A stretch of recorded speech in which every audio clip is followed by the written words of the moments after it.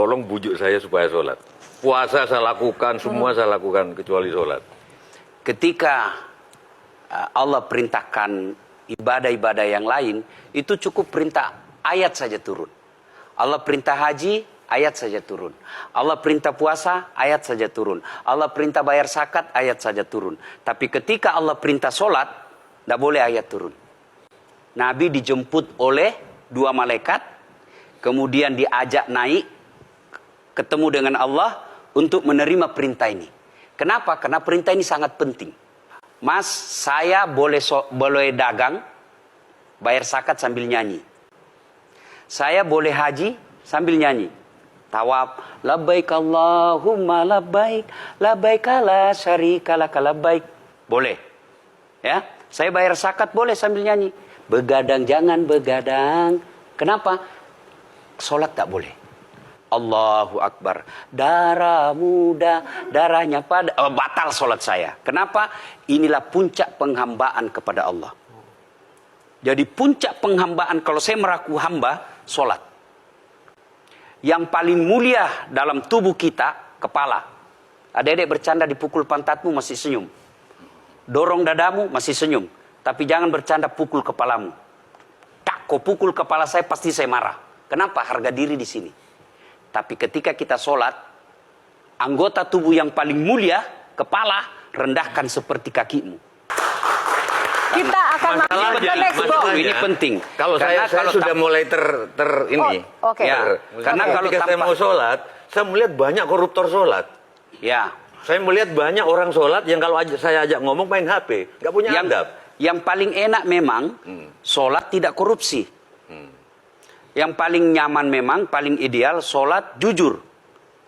Tapi wala talbisul haqqa bil batil, kata Allah. Allah tidak mencampurkan antara hak dan batil. Sholatmu beda, puasamu beda, maksiatmu beda. Itulah sehingga Allah hadirkan 2 malaikat. Rakit dan atid. Mencatat yang baik di baik, yang salah salah. Tapi ini setan kan tidak membiarkan itu. Maka setan masuk. Nah, dia sholat tapi dia korup. Tapi Allah Maha Adil. Maka ditimbanglah nanti. Mana yang lebih banyak, kebaikanmu atau keburukanmu. Kalau dia baik amalnya, tapi tidak ada sholatnya, sia-sia. Kenapa?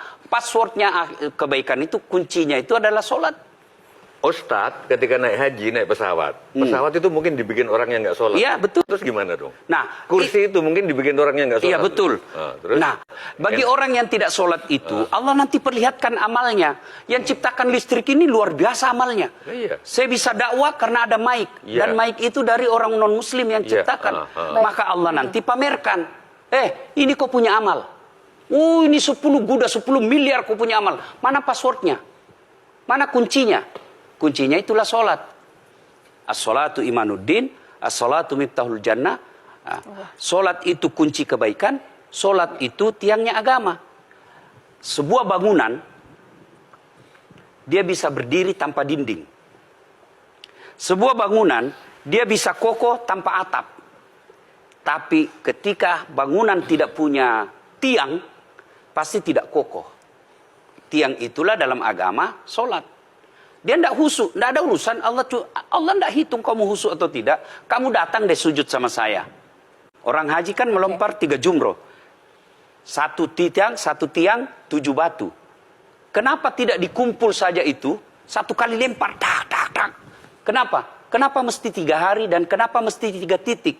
Itu pesan moralnya, melawan setan itu perlu napas panjang. Dengar azan, jangan pikir setan, dia tebar itu. Tidak usah kau sholat, nanti kau tua. Anggaplah pergi sholat. Setan menyerah, tidak. Buru-buru kamu, buru-buru. Akhirnya apa? Wudhu tidak sempurna. Anggaplah Anda wudhu dengan sempurna. Setan menyerah, tidak. Masuk masjid. Tidak usah sholat sunnah, tidak usah sholat sunnah. Prinsipnya setan, kalau dia tidak bisa dikalah, jangan untung.